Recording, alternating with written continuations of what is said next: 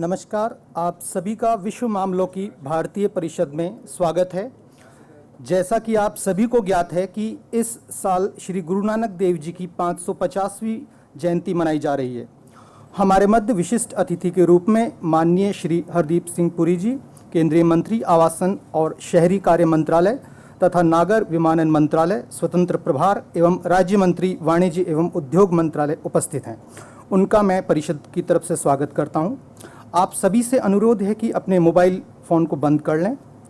कार्यक्रम प्रारंभ होने से पूर्व मैं आपकी अनुमति से कार्यक्रम की विस्तृत जानकारी प्रदान करना चाहूँगा। सर्वप्रथम परिषद के महानिदेशक राजदूत डॉक्टर TCA राघवन अपना स्वागत वक्तव्य देंगे। तत्पश्चात राजदूत श्री मंजीव सिंह पुरी जी, जो नेपाल में भारत के राजदूत हैं, आपके समक्ष नेपाल की सिख विरासत विषय पर अपने विचार प्रस्तुत करेंगे। इसके बाद नेपाल के दूतावास से DCM श्री भरत रेग्मी जी इसी विषय पर अपने विचार हमसे साझा करेंगे। तत्पश्चात आपके समक्ष राजदूत श्री मंजीव सिंह पुरी जी नेपाल की सिख विरासत विषय पर BP कोइराला प्रतिष्ठान द्वारा प्रकाशित पुस्तक को माननीय विशिष्ट अतिथि जी को प्रस्तुत करेंगे। तत्पश्चात नेपाल दूतावास के DCM श्री भरत रेग्मी जी नेपाल राष्ट्र बैंक द्वारा श्री गुरु नानक देव जी की स्मृति में जारी किए गए सिक्कों को विशिष्ट अतिथि जी को प्रस्तुत करेंगे। तत्पश्चात कार्यक्रम के विशिष्ट अतिथि श्री हरदीप सिंह पुरी जी अपना वक्तव्य हमारे समक्ष रखेंगे। कार्यक्रम के अंत में परिषद के महानिदेशक राजदूत डॉक्टर TCA राघवन अपना समापन वक्तव्य देंगे। अब मैं परिषद के महानिदेशक राजदूत डॉक्टर TCA राघवन जी से अनुरोध करता हूं कि वे अपने स्वागत वक्तव्य प्रस्तुत करें। Ladies and gentlemen, good afternoon. We are greatly privileged to have in our midst as our guest of honor Shri Hardeep Singh Puri, Union Minister for Housing and Urban Affairs, Independent Charge, Civil Aviation, Independent Charge, and Minister of State for Commerce and Industry. He is of course no stranger to Sapru House or to the ICWA, and for many of us here is a colleague, a friend and a mentor. If I may share a secret, Shri Puri's help in the upgradation of our library has been immense, and we certainly would not have made the progress that we have but for his assistance. Shri Hardeep Singh Puri's presence here today as a Union Minister is of course appropriate given the title of the book we are going to hear about and also the theme of today's event on the Sikh heritage of Nepal. But his presence is also in his capacity as a distinguished diplomat and no less as a distinguished scholar of foreign policy and international affairs. Ladies and gentlemen, I would have very much liked His Excellency Mr. Nilamber Acharya to be present here today, as he was closely involved in the planning of this event from the beginning. However, he had to go to Bhutan at short notice for his credential ceremony and has deputed the Deputy Chief of Mission Shri Bharat Regmi to represent the Embassy of Nepal. We are very grateful that you are here with us today with the commemorative coins that the Nepal Rashtra Bank has issued to mark the 550th anniversary of Guru Nanak Dev Ji. I must also share with you that the ICWA has a number of ongoing discussions with Nepal, both through our partner, the Nepal Council of World Affairs, and otherwise. A few months ago, we had Shri Prachanda deliver a Sapru House lecture. It is also interesting that just as Nepal and India are close neighbors, the ICWA's closest neighbor is the Embassy of Nepal, which is just across the road. I would like to first of all thank Ambassador Puri for choosing the ICWA as the venue to talk about his book and make a presentation on this particular subject on which he and his colleagues in the embassy have done so much work. Ambassador Puri, in different postings, has made it a point to bring out a book documenting aspects of our bilateral relationship with the country, with the particular country. I think this is the third or fourth in that series. This particular publication, however, is an obvious landmark, and he and his colleagues in the embassy are to be congratulated for this very innovative exercise in public diplomacy and cultural connect. So thank you very much, ladies and gentlemen, for your presence here today. And I would now ask Manjeev Puri to make his presentation.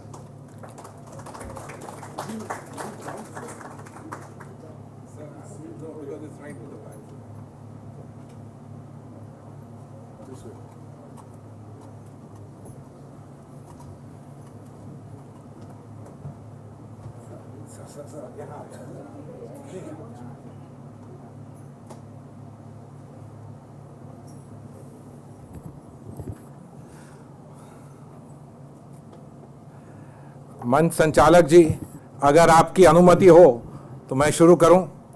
मैं पहले सबको ये कहना चाहता था कि Nepal posting से पहले मैं भी आप लोगों की तरह यहाँ सप्रू हाउस और यहाँ के इधर के स्कूल वगैरह से पढ़ा हुआ हूँ। शायद हिंदी मेरी बिल्कुल ही बहुत कमज़ोर थी, लेकिन अब जाके मेरी बहुत सुधरित हो गई है हिंदी, और मैं कुछ ज़्यादा ही चैंपियन वहाँ हो गया हूँ। तो अगर कभी मैं अपनी अंग्रेजी में थोड़ी सी हिंदी बोल दूँ तो आप लोग हाथ उठाइए, कहिए रुक जाइए, राजदूत साहब वापस यहाँ आइए। सम्माननीय मंत्री जी, आप आए, बहुत बहुत आपका धन्यवाद। Doctor Raghavan, thank you so very much.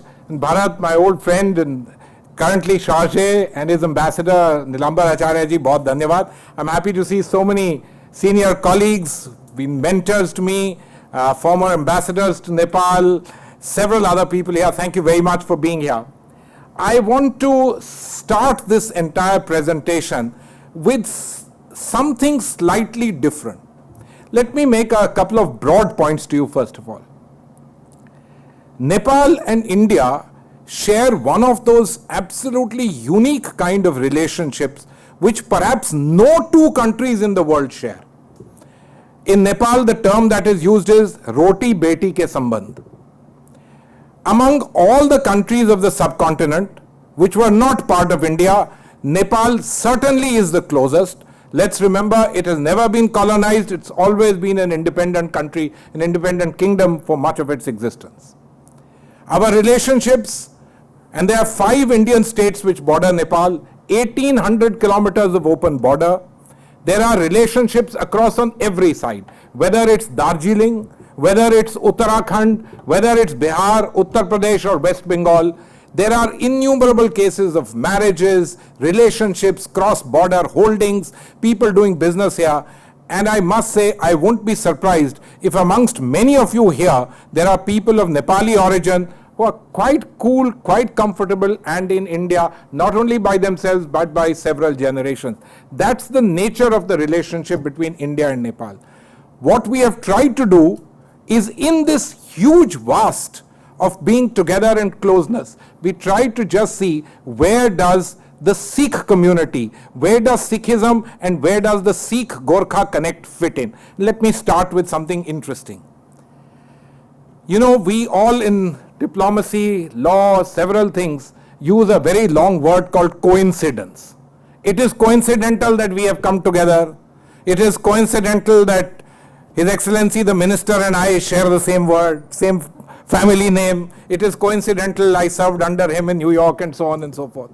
But let me say, I like another word, an even longer word in the English language, and that word is serendipity. Please look at this. This is 1947. This photograph is December 1947, but actually June 1947, when India established diplomatic relations with Nepal. The first Indian ambassador, perhaps the youngest person ever to have been India's ambassador, is Sadar Surjit Singh Majithia. His granddaughter is now Union Minister. This is where it all began in 1947. Sir, ladies and gentlemen, since 1947 till 2017, i.e. 70 years of independent India, we've had 23 other ambassadors. I'm the 24th. But I believe it had to happen that at the end of my career, but on the 70th year of India's independence and our coinciding with this great anniversary of the Sikh religion, the 550th birth anniversary of Guru Nanak, the Indian ambassador at Nepal, for the first time after 70 years, had to be someone wearing a turban. And let me tell you, so that's my wife and I with Her Excellency the President. Let's go further. Let me say something else to you. perhaps in the 70 years history of the Indian embassy in Nepal, there have not been 4 officers who wore turbans in the entire history of the embassy. And I had the good fortune, and I say this, I had the good fortune because it's serendipity which brought everyone together. There were 4 officers who wore the turban at the same time. I am delighted to have Prabjeet Gulati. Prabjeet, if you don't mind, do the honors. My collaborator in this entire project, First Secretary in our embassy. 2 of them have since gone on transfers. Gurjeet Singh is with the CISF. We have a doctor with the Indian Army, and we had a 5th officer, Ruby Jaspreet Sharma, who is now Consul General, Consul in our consulate in Frankfurt. There were a total of 5 of us. It can only have been ordained. It had to happen elsewhere. I'm starting with this particular point, and then let's see how we unfurl the history of the Sikh Gorkha Connect. Let's go further, Prabjeet. Let's go further. I would use these 3 words to categorize the nature of this connect. Forgotten, because we are going to start with Guru Nanak Dev Ji. His visit to Nepal, or his visits to Nepal, the entire third Udasi and many, many places which he went, but which are, if I may use the word forgotten, and I am paraphrasing Desmond Doig, the great author and literature, the community. This is something that not many people in India know. We talk of the Sikh community being all over the world. Entrepreneurs from Latin America to the United States, we have ministers who are Sikhs, turban wearers, this, that and the other. But did you know that there's a small Sikh community on the borders of India and Nepal and in the Nepalese side, almost lost in the annals of the huge Sikh diaspora worldwide? Let's go further. Why the word fading? Sikhs almost single-handedly contributed in some of the largest measure in opening Nepal to the world. When we come to it, you will see it, and Ambassador Rajan, you will certainly recognize some of your friends out there. But all of this is changing. Nepal is growing at some 6%. It's had elections, it's moved to multi-party democracy, economic growth is booming in Nepal, so many things are happening. Obviously, the contribution of those who come from outside has got to become somewhat less and diminishing. They are also finding greener pastures. Their children are going to the United States and elsewhere. So fading, but I have left out something which is very interesting, which we will come to when we talk about the actual Sikh and Gorkha Connect. Prabjeet, can we move further? I said, let's start with Guru Nanak Dev Ji. This is a painting in the National Museum of Nepal. Not many people have paid attention to a simple fact that this is a 19th century painting which has the young king in the lap of his mother, who was the regent. In the left corner is a painting within a painting, and it's Guru Nanak Dev Ji. So the reverence goes back to that time, the connect and the knowledge, and they of course look at it as this was the great Guru who came to our country. There was a time of turmoil, brought about solace in the mind of the king, and brought about several other changes in terms of lifestyles of what could happen. Partly folklore, I don't know, but it's living memory, extant thoughts, and we have these connections which we will now show you, which belong exactly to this particular period. Let's go, Prabjeet.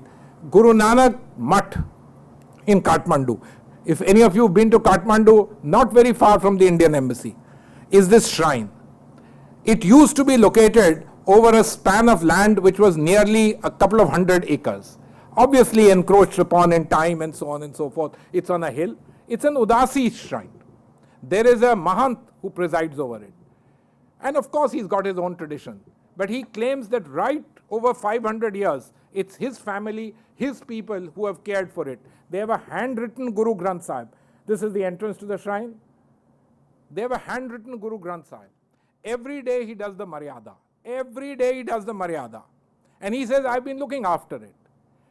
In Nepal, there are at least 6 or 7 handwritten copies of the Guru Granth Sahib. Difficult for us to find even in India. People said that there were about 8 or 10. I don't know. Some have obviously been taken away. They are extremely valuable. Let's go further. These are footsteps.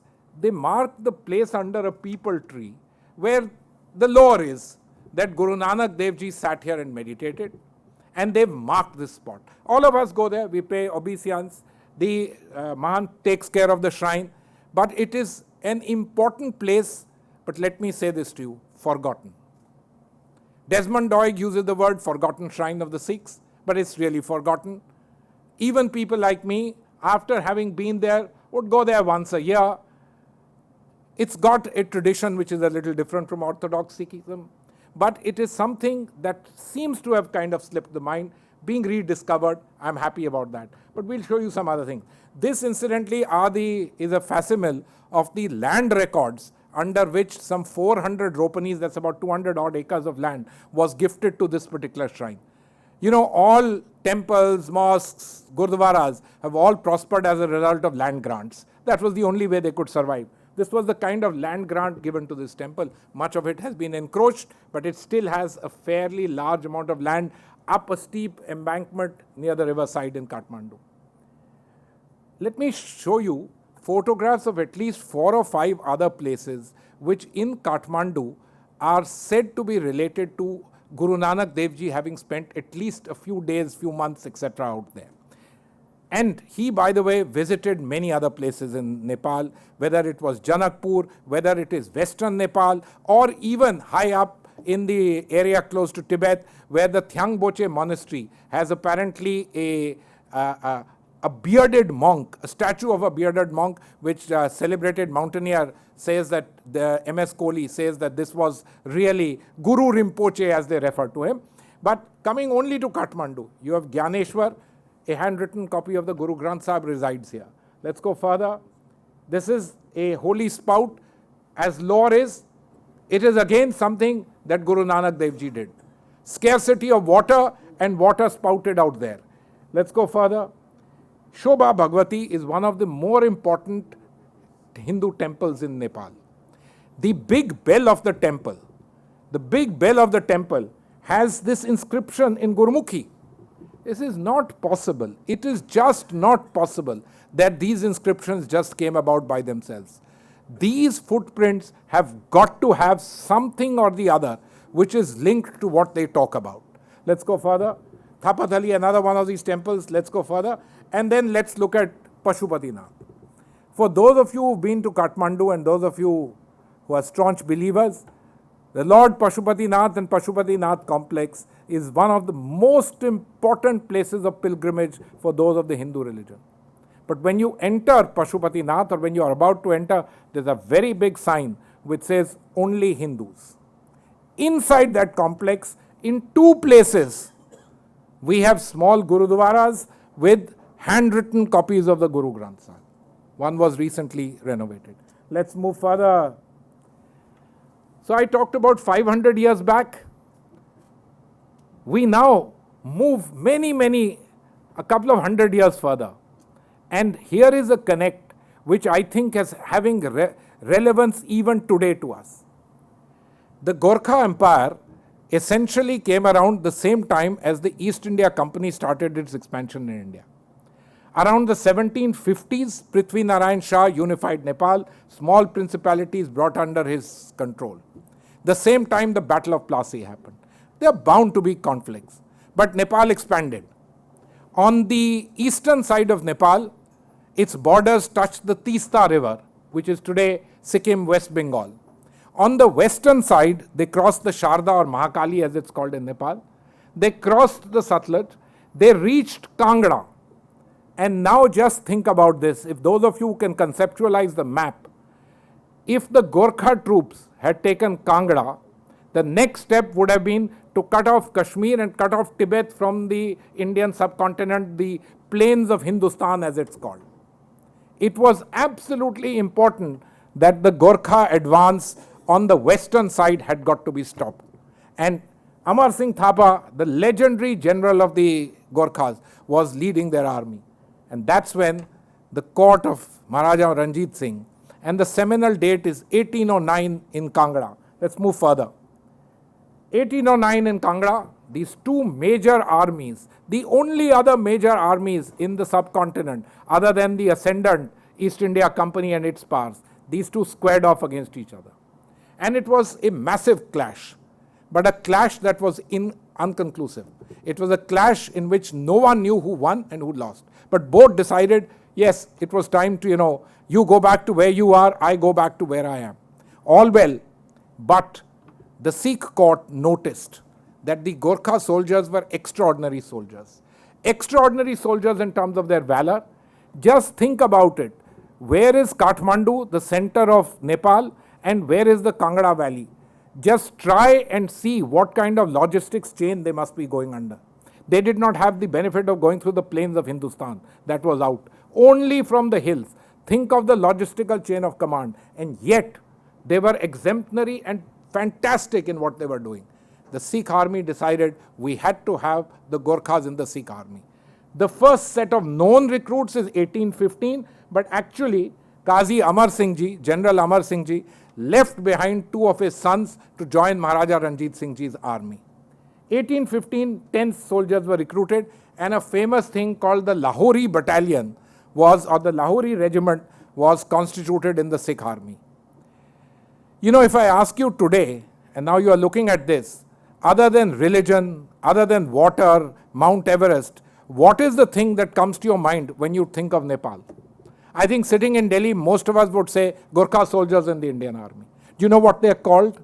You know how they are referred to even today in Nepal? They are referred to as Lahoris. Even today, Nepalese going to join the armies overseas, indeed almost all going overseas are called Lahoris. And that's the nature of the connect that got established.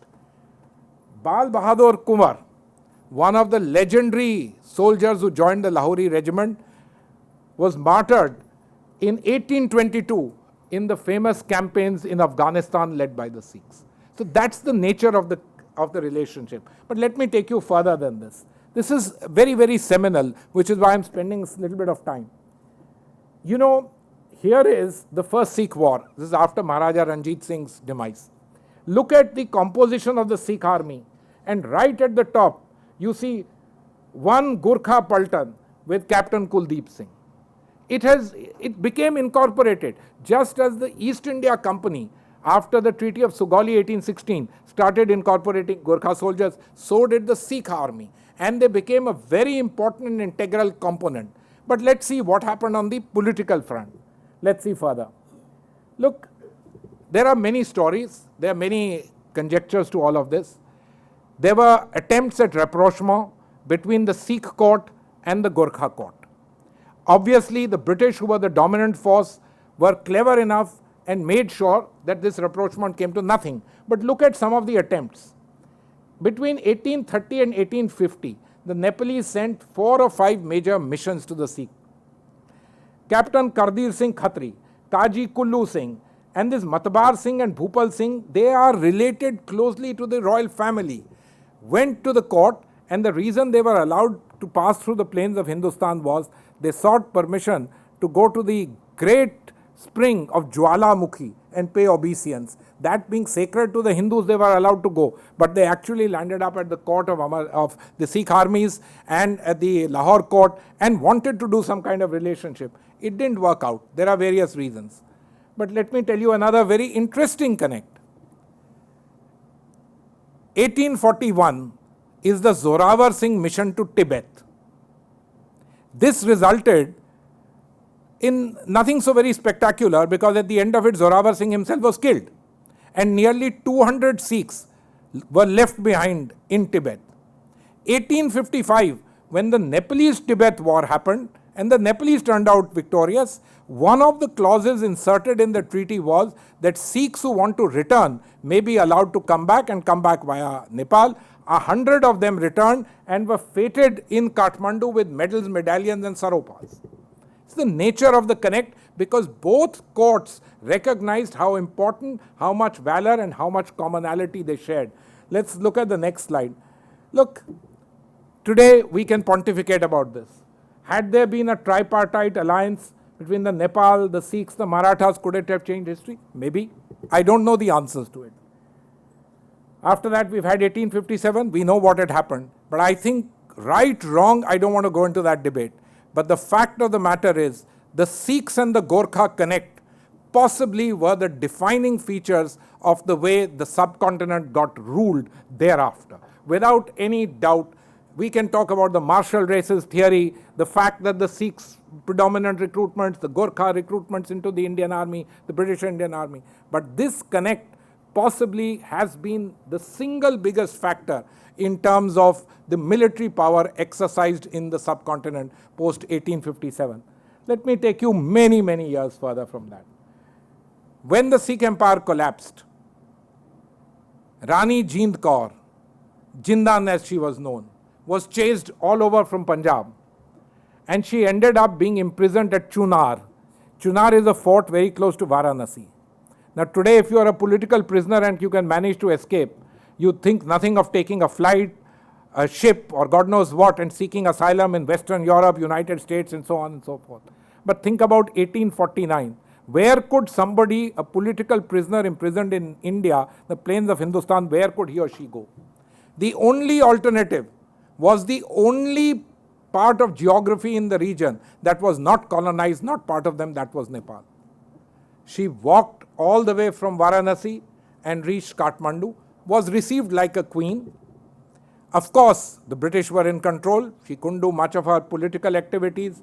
It was a life of in a gilded cage, without any doubt about it. But she lived there 11 years till Maharaja Dilip Singh Ji was brought back from England to Calcutta, and she was allowed to meet him, and then she went back to England and died thereafter. She was called Chanda Kumar, and the place where she stayed, the family which received her was one of the royal family's descendants, wrote very nice pieces which are reflected in the book and publication that we did.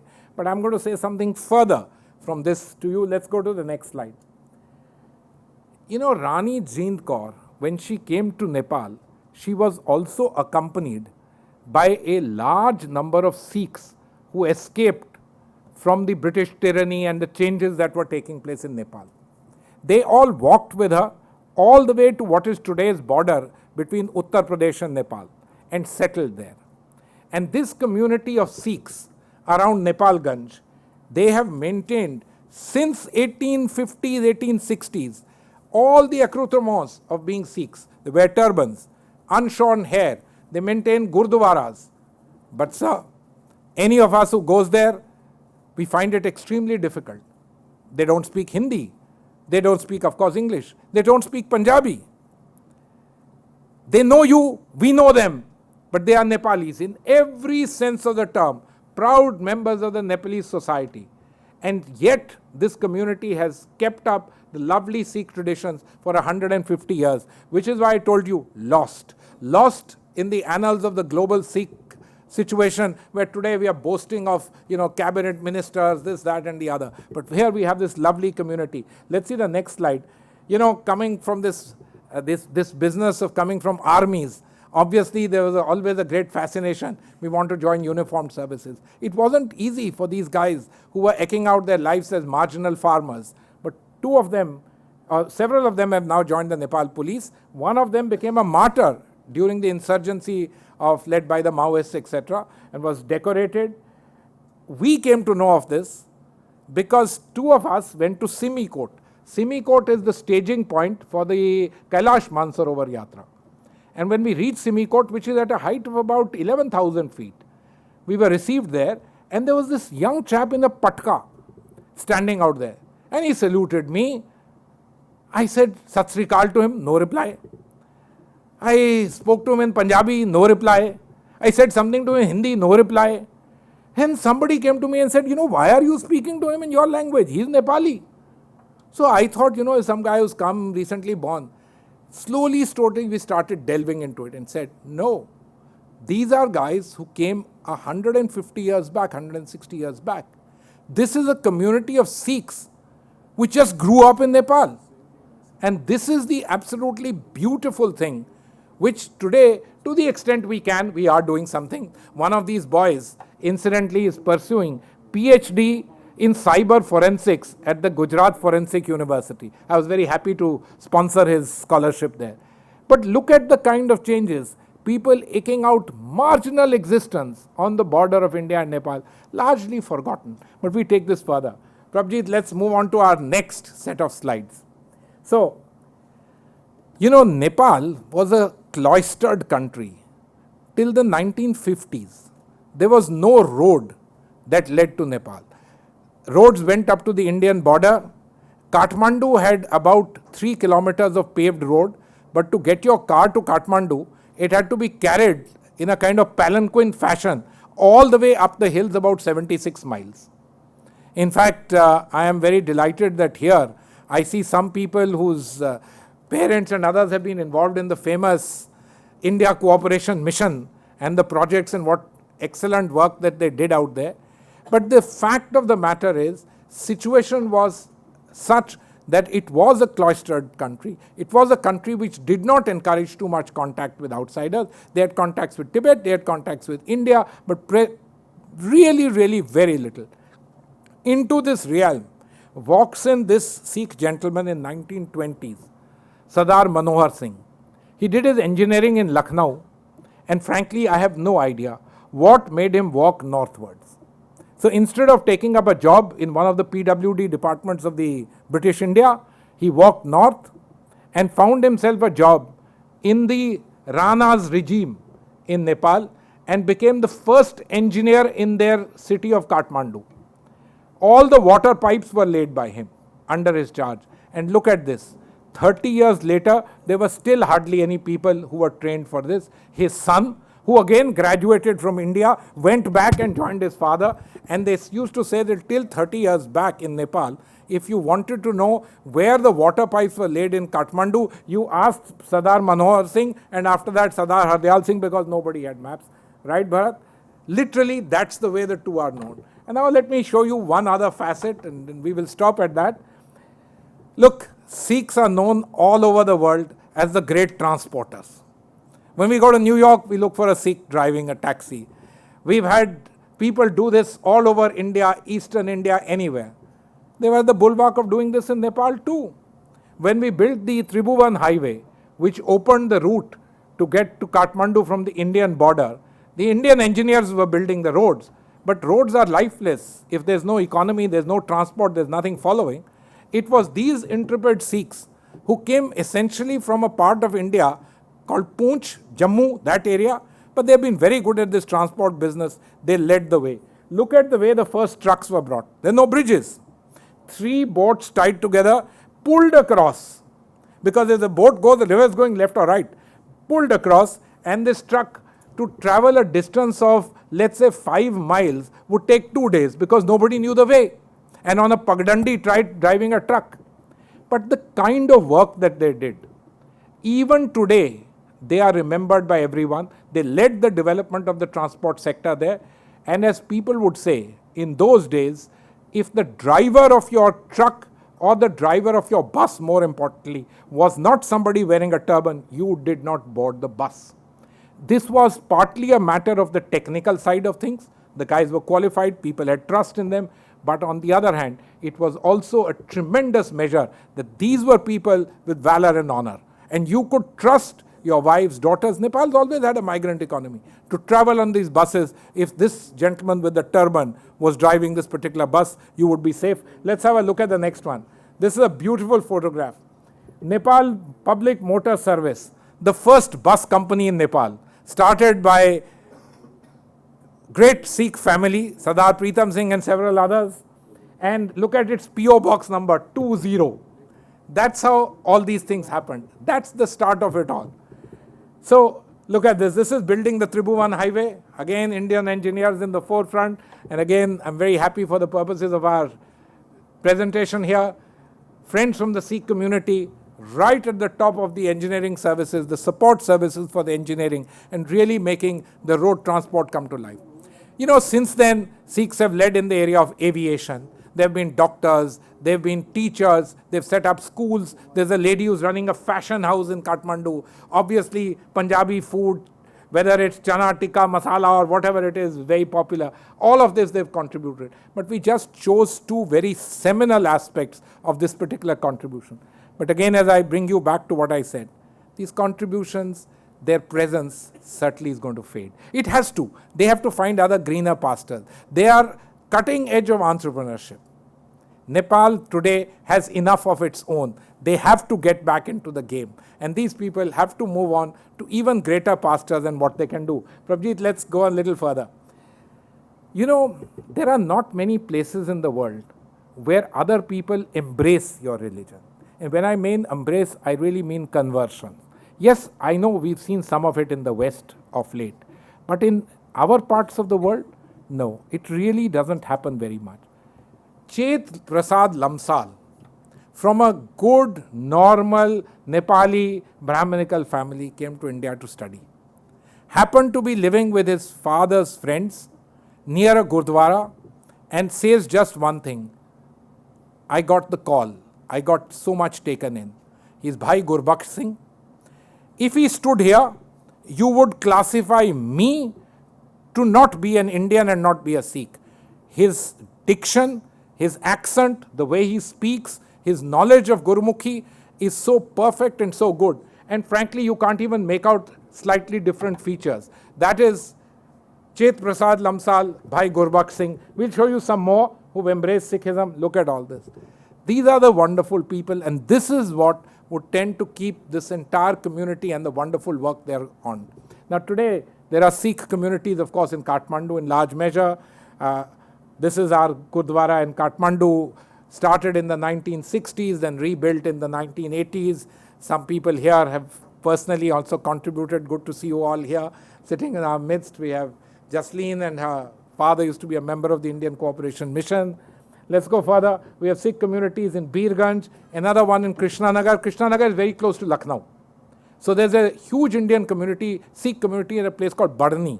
Barni is just across the border. They share a common Gurdwara, and the Gurdwara is in Nepal in a place called Krishnanagar. A Sikh in Krishnanagar was mayor of Krishnanagar for 25 years. That's quite an achievement in a foreign country. That too with a monarchical form of government at that particular state of mind. Let's go further. This is Sikhs of Nepalganj, the modern Sikh community doing Gatka outside the Gurdwara. So these people obviously did something good. They obviously did something absolutely marvelous. That today when we ask the Nepal government and the Nepal Rashtra Bank to please consider issuing commemorative coins, the governor readily agreed to my request.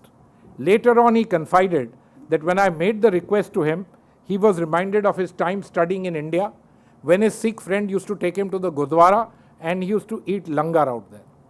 The Prime Minister of Nepal invariably and many times told me, told our SGPC delegation which came to him, and said, Bhai, when I was in the area around Bhagalpur, in kind of exile, political exile from Nepal, at the end of the week, we really had to go to the Gurdwara because we had to sustain ourselves.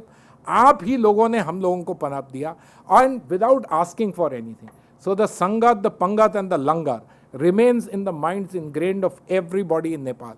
The governor didn't bat an eyelid and said we would issue commemorative coins.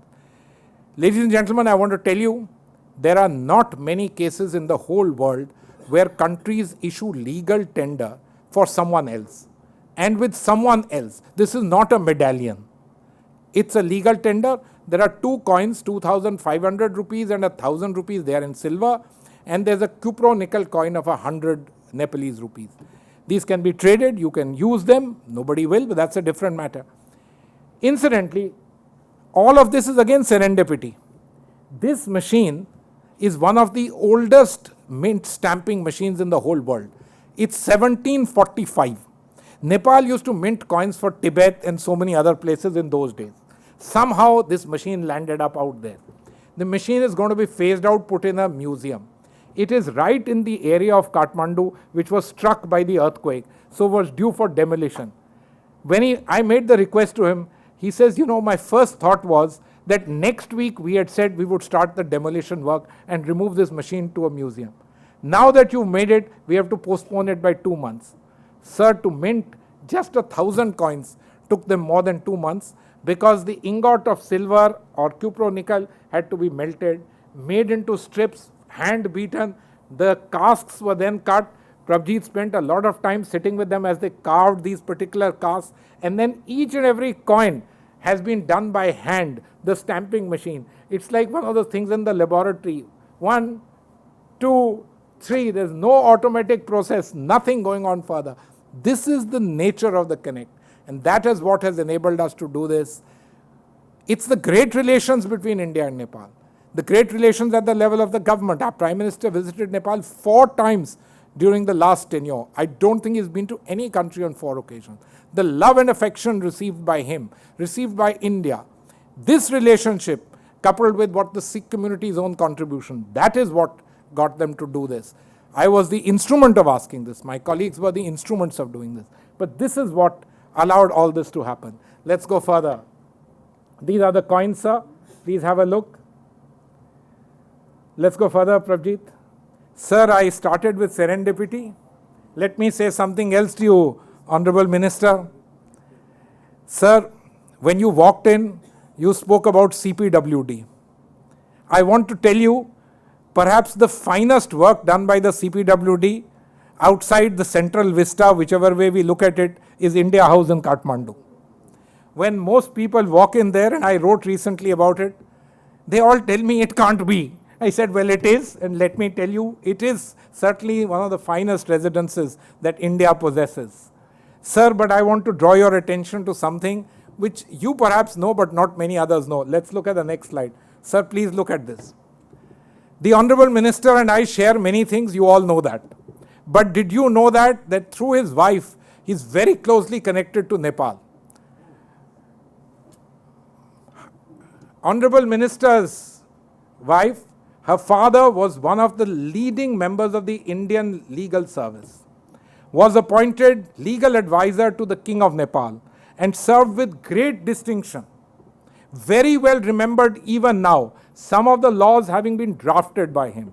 And his sister-in-law became one of the greater experts on Nepal here in Delhi, having married somebody from Nepal, Kusum Shrestha, and has authored a wonderful book on the House of the Gorkhas. Sir, this is what is called serendipity. It had to happen. Let me just show you what we did at the end of it. We've put our efforts together to bring out this publication. There are some few copies which we will give to some of the guests here. The publication is available on our website. It's free of charge. It's not a prize publication. But the basic idea of the publication was to put into the public domain for everybody across the world to see what has been the connect and what it has delivered. The rest, sir, I am sure will live. And I believe that India-Nepal relations are strong, have been strong, will become stronger, but I'm so happy to see that the Sikh Connect has added and continues to add its own life and vibrancy to this wonderful and fantastic, unique relationship between 2 countries and 2 societies. Thank you very much.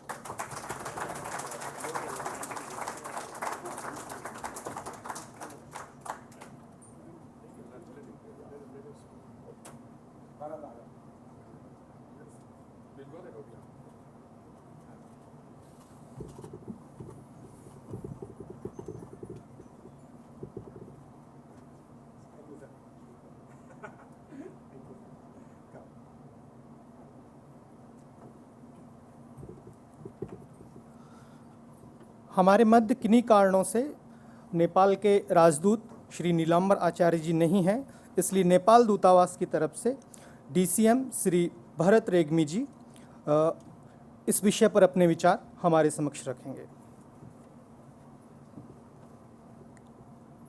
सम्माननीय मंत्रीज्यू श्री हरदीप सिंह पुरी, नेपाल के लिए भारत के महामहिम राजदूत Shri Manjeev Singh Puri, director general of India council world affairs doctor T.G.. Raghavan, media persons, ladies and gentlemen, both from Nepal and India. मेरी हिंदी तो उतनी अच्छी नहीं है, समझ तो लेता हूँ, लेकिन बोलने पर थोड़ा धड़कन सी होती है, थोड़ा गड़बड़ाहट होती है, इसलिए मैं I am going to read my speech in English. Good afternoon to all of you. Sat Sri Akal. I'm sure I'm right. I would like to take this opportunity to extend my sincere thanks to Indian Council of World Affairs and both the Secretariats of BP Koirala India-Nepal Foundation for organizing this program to commemorate 550th birth anniversary of Guru Nanak Dev Ji. His Excellency Ambassador of India to Nepal deserves special thanks. Without his active effort, which is always the case, on any matter related to Nepal-India relations, the realization of this event today would not have been possible. It gives me immense pleasure to be with all dignitaries on this auspicious occasion. I am also glad that I have got this opportunity to know a lot about Guru Nanak and Sikhism, Sikh community in Nepal. Before saying further, I would like to pay my homage to Guru Nanak Dev on this auspicious occasion. My hometown, in fact, not a town, but a small village, or truly speaking, a little hamlet of half a dozen houses, is not far from Siddharth Highway, which links Bhairava or Sunauli, that is bordering town to India, with Pokhara, and was built back toward the end of 1960s with the cooperation of Indian government.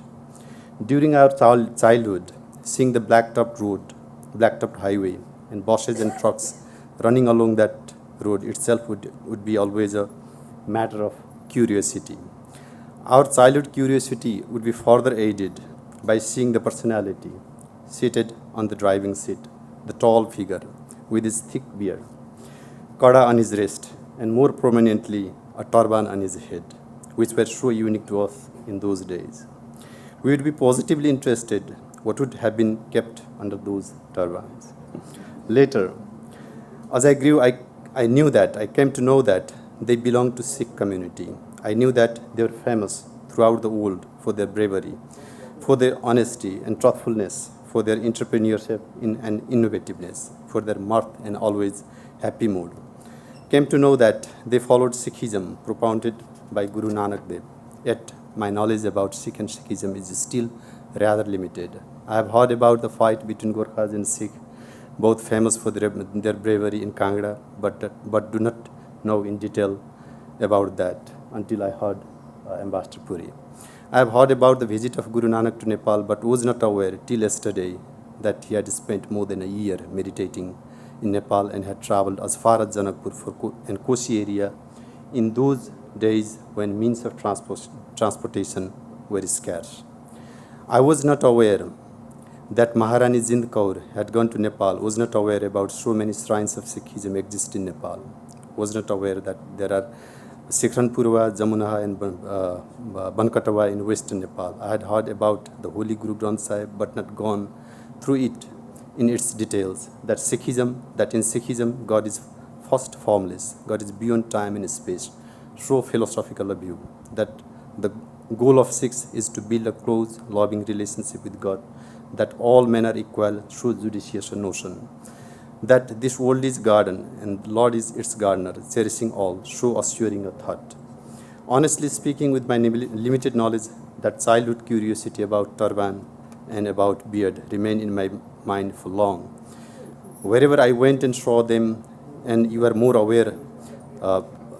than aware, wherever, on whatever part of the earth the Sikh live, they live in their distinct cultural appearance, the turban, the beard, the kada, and similar others. The childhood curiosity naturally came to my mind. That curiosity is still in me. It has not fully gone away. So today's program and the presentation of the book, Sikh Heritage of Nepal, published by BP Koirala India-Nepal Foundation, which is part of this program, I'm sure will provide me excellent opportunity to learn about Sikhism in Nepal. I sincerely congratulate His Excellency Ambassador of India to Nepal for his genuine efforts in bringing out such a publication with vivid description and rare pictures about the Sikh heritage in Nepal. The book is surely to reveal the historical facts about Sikhism in Nepal and thereby further strengthening our relations. Right Honorable Minister, Excellencies, ladies and gentlemen, Nepal and India have been enjoying the best of relations from time immemorial. The relationship dates back to prehistoric period, rooted in the way of life. Way of life of our two peoples. Our relations began in Vedic era, the era of Mahabharata and Ramayana, the era much before the border lines were demarcated. We are linked by the same profile of geography that begins from the high Himalayas and run down to the Gangetic plain. We share common culture and civilization. The spirit of our relations emanates from deep cultural affinity that began in the dawn of our civilization. The relations are so extensive and multidimensional, they pervasively permeate down to the daily lives of our people. Our relations extend from Pasupati to Tirupati, from Lumbini to Bodh Gaya, from Muktinath to Amarnath, and from Janakpur to Ayodhya and Kathmandu to Chandigarh. Our relations are genuinely reflected in the way of life of common people. Throughout the history, these relations have remained cordial and friendly. People-to-people contact, profound feeling of fraternity, mutual understanding, and goodwill to each other have been the bedrock of our relations. We have open border that has kept our people uniquely close. We trust each other and respect each other's sensitivities in a spirit of solidarity and accommodation. We have been traveling together and destined to move ahead together. Destined to be good neighbor. Strengthening friendship and securing shared prosperity have always been our common objective. And now, with this knowledge about Sikh and Sikhism, it has become even more obvious to my mind that Sikh community has greatly contributed in strengthening our relations. Indeed, their contribution to the development of Nepal and in maintaining communal harmony is commendable. It has strengthened the cultural linkages between Nepal and India and has augmented the religious diversification of our country. I am happy to share that given the immense contribution of Sikh community, Nepal Rashtra Bank has recently issued commemorative coins. The silver coins, as His Excellency Ambassador said, silver coins equivalent to 2,500 rupees and 1,000 rupees, and nickel coins of equivalent 250 rupees to mark the 550th birth anniversary of Guru Nanak Dev Ji. The government will continue to recognize the contribution of Sikh community in days to come. This is my belief. Excellencies, ladies and gentlemen, with the previous year's elections, that was 2 years back, I believe the political instability which had crippled the country for more than 2 decades has come to an end now. Now we have a strong and stable government which is much needed for economic prosperity and appropriate environment for the investment in the country. With the political issues sorted out, now we are focusing on economic activities. Therefore, it is the most opportune time for the investors to invest in Nepal, opportune time for the businessmen to do more trade and business in Nepal. We are witnessing good sign on the political front for the investors. Another good sign for Nepal is that, as Ambassador Puri said, for many sluggish years, Nepal has been gaining economic growth of about 6 to 7% for consecutive last 3 years. The projection for this year is also almost at the level of 7%. We all are aware that of the phenomenal growth being achieved by India under the leadership of Prime Minister Narendra Modi ji. His policy of neighborhood first, has generated high optimism in the region. India, with its dynamic diplomacy and all-round development, has been able to set a global footprint and is expanding its engagement in every corner of the globe. Once again, following its glorious past, India has all set to claim its rightful place in the world affairs. We are living in the 21st century, the age of innovation, interconnection, and interdependence. This is the age of mutual support, collaboration, and partnership, not only at the level of governments, but also at the level of people, more importantly, at the business level. Win-win cooperation and collaboration are what we need. What we need is a collective will to sustain enduring partnership, to convert resources into wealth for our mutual benefits. Now, with the resolve of political issues, as I mentioned earlier, we are all set for the economic prosperity through the developmental activities in the country. We fully realize that we must seize this opportunity to enhance our collaboration, to make our society and people more prosperous, and to further strengthen our relations.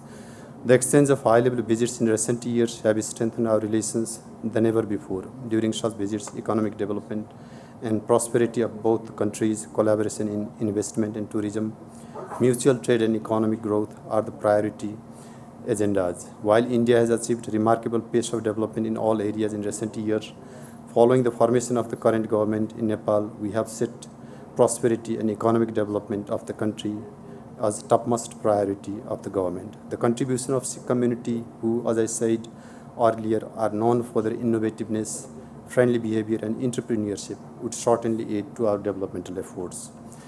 Excellencies, ladies and gentlemen, Nepal has declared 2020 as Visit Nepal year. Indian tourists always outnumber the tourists from other countries. I am sure that this publication, The Sikh Heritage of Nepal, will encourage more tourists from India to visit Nepal. Nepal is paradise for all tourists due to its huge and rich diversity, both geographically and culturally. It has many things to offer to visitors. We have highest mountains, we have deep gorges, we have green valleys, we have hills, and we have lush plain areas. There are more than 6,000 rivers, big and small, rushing through the mountains. There is a rich combination of flora and fauna with hundreds of indigenous species. Culturally also, within a small geography and within the population of less than 30 million, we have amazingly rich diversity in ethnicities, in languages, in way of life, such as dances, dress, and foods. We have more than 100 spoken languages. All these constitute a rich cultural heritage in Nepal. To the people of India, we have even more to offer. The factual truth of existence of so many Sikh heritage, I'm sure, will attract more tourists from India. ये सच्चाइयाँ उजागर करने के लिए मैं ambassador साहब मंजीव सिंह पुरी को प्रति हार्दिक आभार भी प्रकट करता हूँ.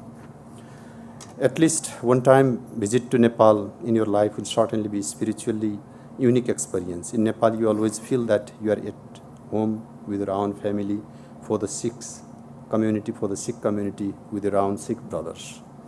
It is in this context that I would like to invite and encourage the Indian people today, particularly the Sikh community, to invest in Nepal and to travel to Nepal. Once again, thank you all.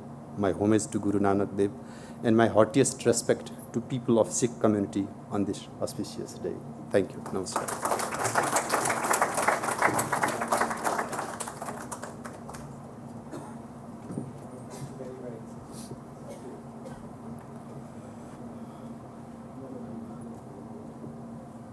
अब मैं राजदूत श्री मंजीव सिंह पुरी जी से निवेदन करता हूं कि वे नेपाल में सिख विरासत विषय पर लिखित पुस्तक की प्रति विशिष्ट अतिथि श्री हरदीप सिंह पुरी जी को भेंट करें.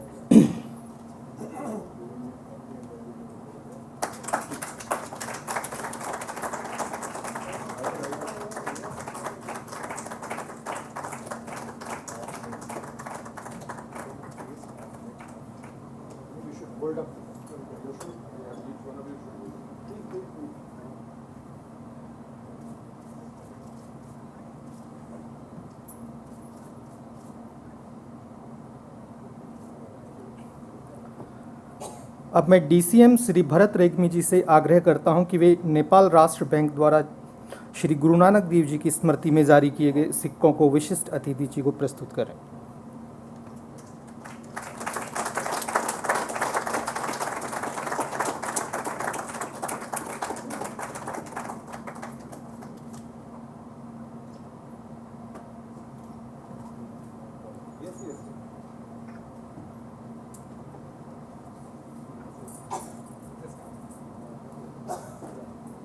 अभी आ रहे हैं, तब तक हम क्वेश्चन आंसर देते हैं. अगर कुछ पूछना है पूछो.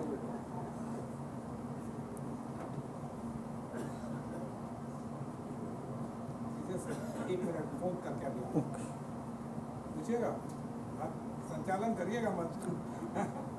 यदि कोई प्रश्न हो तो आप हमारे राजदूत और डीसीएम साहब से पूछ सकते हैं.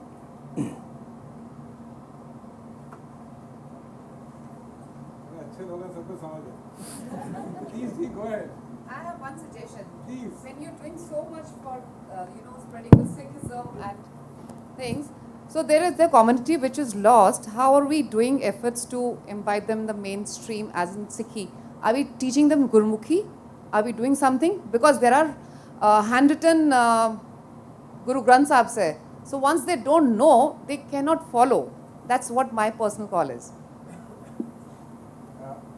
Because ਅਸੀਂ ਕਹਿੰਦੇ ਨਹੀਂ ਜਦ ਤੱਕ ਬੋਲੀ ਹੈਗੀ ਹੈ ਉਦੋਂ ਤੱਕ ਹੀ ਅਸੀਂ ਸਿੱਖੀ ਹੈਗੀ ਹੈ. I can just say one thing to you, Ji. There were two nice slides out there about embracing Sikhism. Yeah. When you hear these people, when you meet them and see them, I will tell you that you will be completely convinced that small as the number is, this is a number which is embracing it. They not only speak Gurmukhi, they not only read Gurmukhi but speak Punjabi, they know the scriptures, they religiously follow them, and they are part and parcel of that, and this is an ongoing process. Small as the numbers are, people are there, they embraced, and there are people who are continuing to embrace. So I believe it's a tough call, but it's a call that is taking place simply because of the goodness of the thoughts and the objectives. Thank you. Thank you. अब मैं कार्यक्रम के विशिष्ट अतिथि श्री हरदीप सिंह पुरी जी से निवेदन करता हूं कि वे अपने विचार हमसे साझा करें।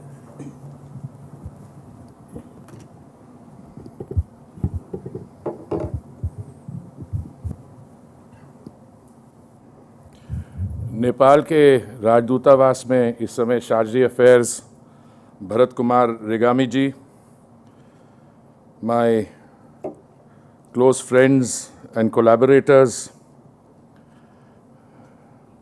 Ambassadors Raghavan and Manjeev Puri, ladies and gentlemen, I see so many friends in this very distinguished audience that if I were to start acknowledging the presence of each one of them, the time that was allocated to me would be taken up. But may I take advantage of this occasion and digress a little from what I had intended to say.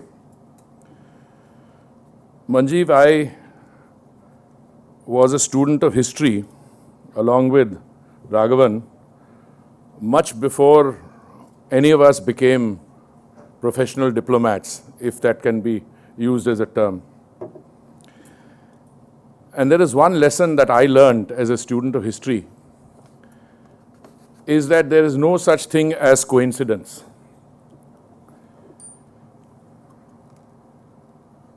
When I retired from the Indian Foreign Service and served for a few years in a think tank based in New York, I recall a very prominent NGO telling our friend Ramu Damodaran in a gathering like this, she says, you know, it's a coincidence, but I saw Ambassador Puri the other day at the Brussels airport and he looked very happy and jovial. But I see him here presiding over this meeting and he looks very serious, almost as if he's sad. So Ramu allowed her to continue on that track for a while. Then she said, you know, madam, they look alike, have the same name, but you know, they come in two versions. The happy version and the slightly more less happy or serious version. So let me just say that, and I can share this based on my limited experience. If you post Manjeev to any mission, but let me recall another story. There used to be a friend of ours, a Sadar Sahab, who used to serve in the Indian embassy in Vienna. And the famous S.K. Singh was ambassador. Now, just as Manjeev has this great ability to do research on primary source material which is available in a chancery or in the libraries around, Shri S.K. Singh also had many scholarly qualities, but he used to also specialize in doing up the chancery. So after he had finished in Vienna and he wanted to set his eyes on the ambassador's residence, this Sadar Sahab, Sardar Dilip Singh ji, who was, I think, head of chancery, he told him, sir, ab rehne bhi dijiye, abhi aur bhi kai chanceriyan theek karni hai. So I can tell you that Manjeev, whether you post him to Oman or you post him to New York, he will do some research. So it's not a coincidence that on the occasion of the 550th birth anniversary of Guru Maharaj, we are able to rediscover, and I choose my words carefully, rediscover the very strong bond that we have between India and Nepal and between the Sikhs and the Gurkhas. You know, that is, you know, Raghavan and I were chatting whilst you were making what I think was an excellent presentation. I must compliment you, and even allowing for the fact that we could be regarded as looking alike, have the same name, etc. Putting all that aside, and I maybe not, but really, I really admire the manner in which you have gone and researched each of these lives. And you have, I think, succeeded in shining the light on what could easily have become a completely obliterated and forgotten chapter in the history of our two countries. That, I think, is a very great contribution. Many of us, I think, tend to take a lot of things for granted. If I may be permitted to digress a little from, I don't think it's a coincidence that after 70 years you have a turbaned Sikh ambassador there. I would like to give credit for that far-sighted decision to my leader who appointed you as ambassador there in recognition of your services elsewhere. So, I mean, this is one aspect of it. Second, I've been coming to this building as a student at Delhi University because at that stage, unlike some of our younger members here, we didn't have access to knowledge through a iPad or internet. There were very few libraries around, and outside the Delhi University library or your college library, there was the Sapru House library. And so many of us came here as students of postgraduate students or when we were preparing for the exam, the UPSC exam. And I've seen the building, I should choose my words carefully, deteriorate. So one of the first things that I took advantage of was Raghavan's becoming Director General of ICWA. And I must say, when I come here now, it's a delight. Not only because the building looks good, it's been done up, but more though, also the quality of the events that you are able to, you look at the people here. Each one of them is either contributed to some aspect of this or are people deeply interested, people who are some of my very senior officers taking time off onerous duties in one of the ministries that I've been associated in and are sitting here. I admire that because there must be something in the subject that we are discussing to gather the attention and interest. Let me revert back to, quite apart from what you're doing here, I think, Manjeev, your work on India-Oman, the history that you wrote based on material provided there, I still cite that elsewhere. I'm a proud Sikh. I take great pride in talking about those universal values, not only this year, when we are celebrating the 150th birth anniversary of Mahatma Gandhi or the 550th birth anniversary of Guru Maharaj. But I think the government's decision on 22nd November 2018 to celebrate the Guru Maharaj's 550th birth anniversary in a befitting manner, I think has certainly even helped somebody like me to acquire knowledge about things, and today's event is a case in point, which otherwise I think in the schedule of our daily existence we tend sometimes to ignore. Now there are some things about the Sikh religion for which it justifiably gets credit the world over. I mean, both the Mahatma's message and the Guru Maharaj's message, there is certain universality about it. But what is forgotten, that there are 400 years which separated the two. One of the new points of information that I have acquired is that in those days when you did not have access to means of communication, when you did not have the ability to travel, he traveled something like 28,000 miles. I was working this out the other day. I was told, young Shubh, I said, just work this out. And it comes to something like 28,000 miles.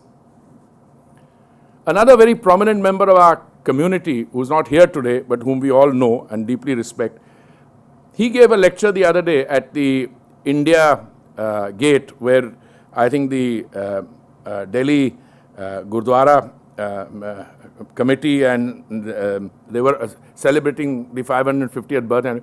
And he said that his research has shown, and I checked this out, it's correct, the term Hindustan was first used by Guru Nanak Dev Ji.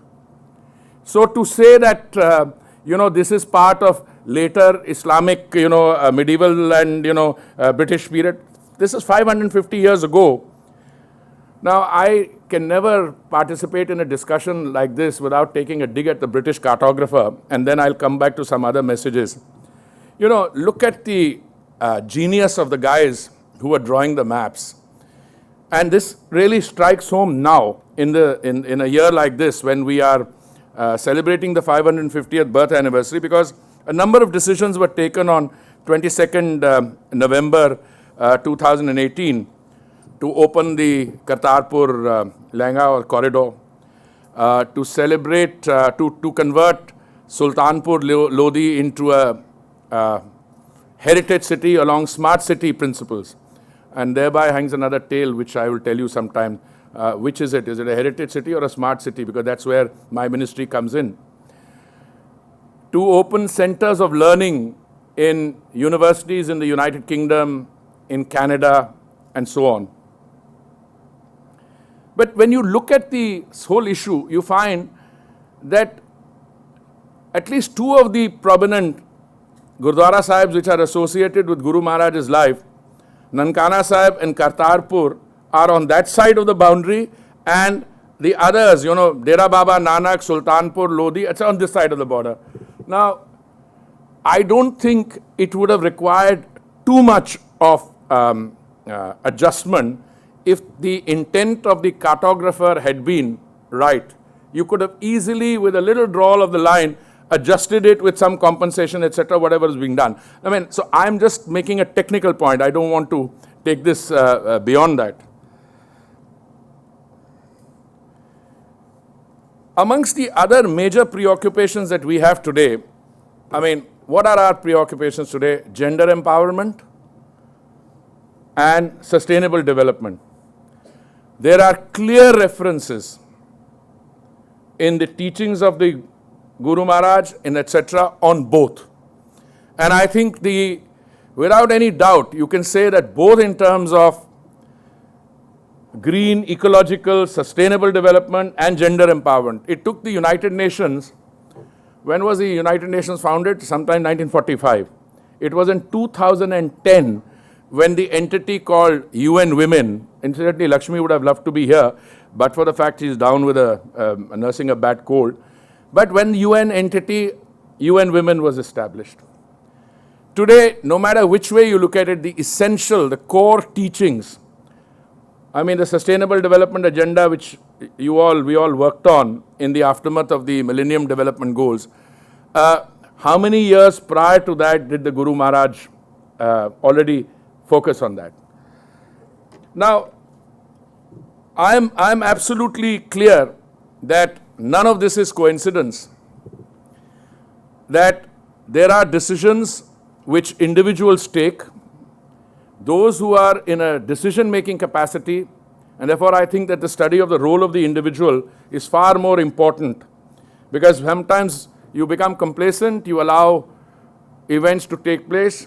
I mean, if we didn't have you as an ambassador in Kathmandu at this point of time, no reflection on anyone else, or we didn't have Raghavan here as DG, I don't think we would be having this focus. Well, someone may have written about it, it could have been an event somewhere else, it would not have been held here, there would have been no focus on it, and you would have, again, got derailed. But I want to take this opportunity to express appreciation, gratitude to the government of Nepal and the embassy of Nepal in New Delhi. Please convey to His Excellency the Ambassador that we missed him, but presenting one's credentials is very important. And certainly between Nepal and Bhutan and Delhi, I mean, we fully appreciate that. But let me say that on occasions like this, many governments make gestures.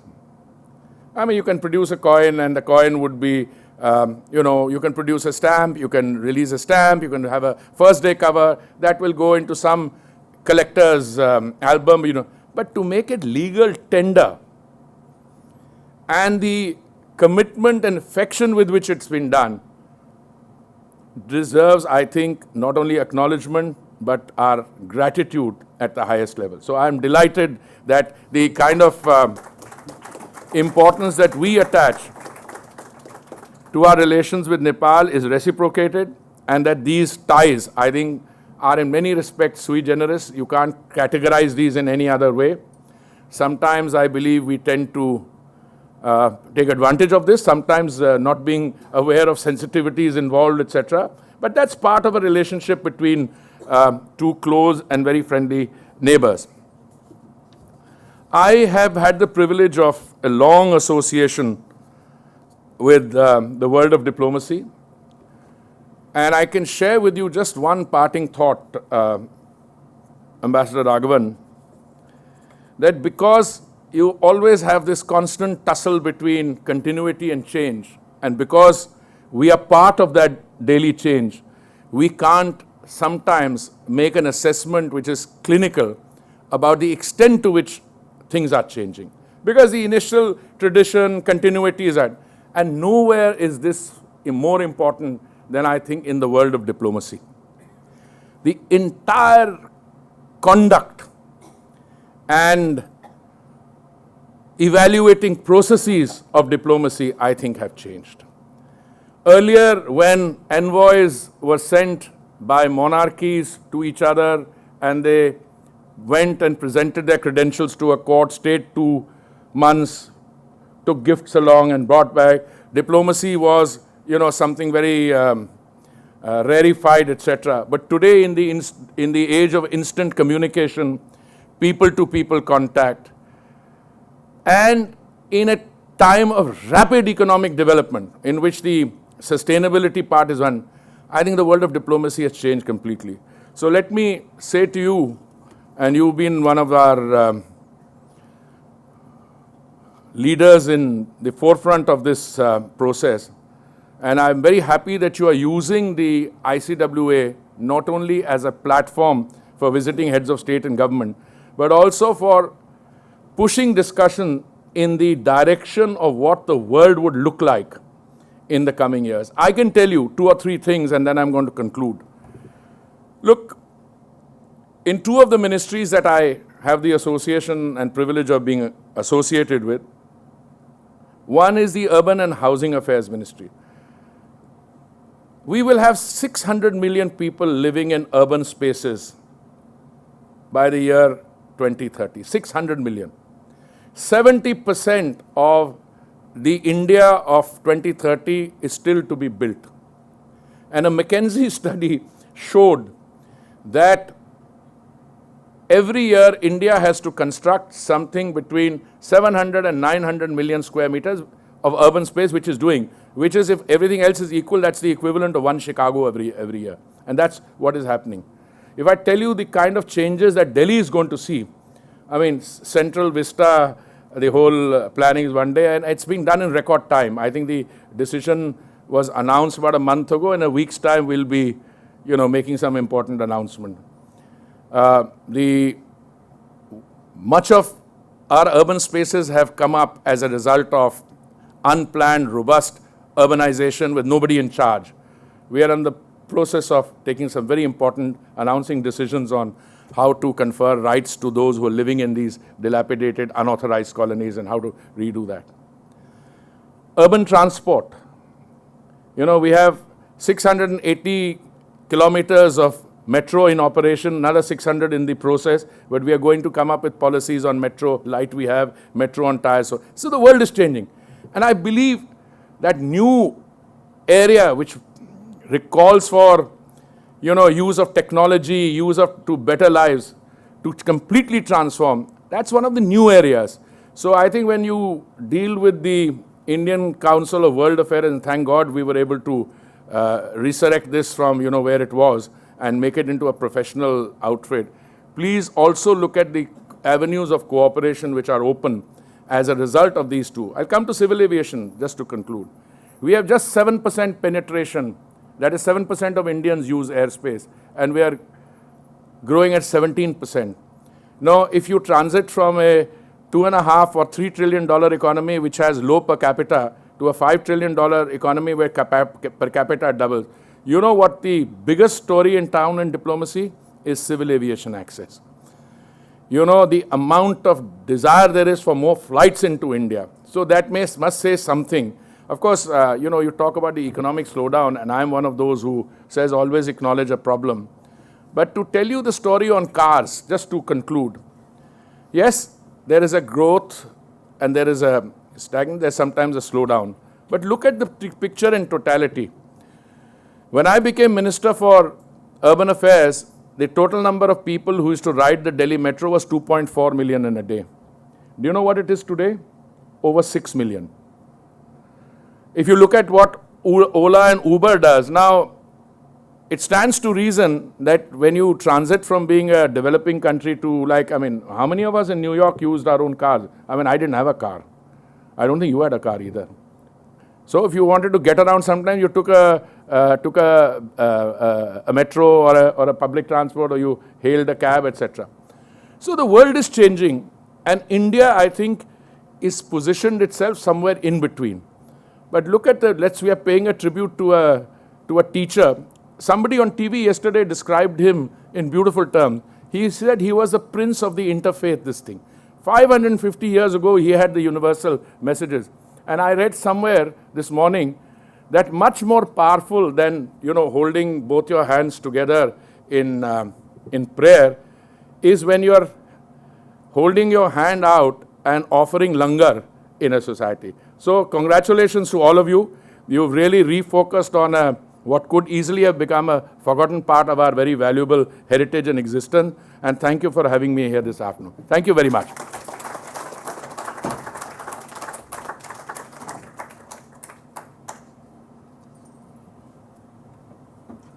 अब मैं परिषद के महानिदेशक doctor TC. Raghavan जी से आग्रह करूंगा कि वे समापन वक्तव्य दें.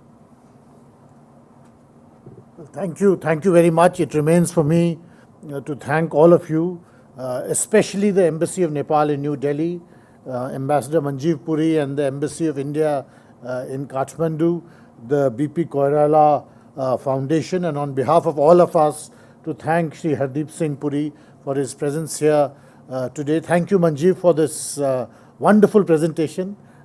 Great deal to think about and to talk about at greater leisure. But may I now invite all of you to join us for tea. Thank you very much.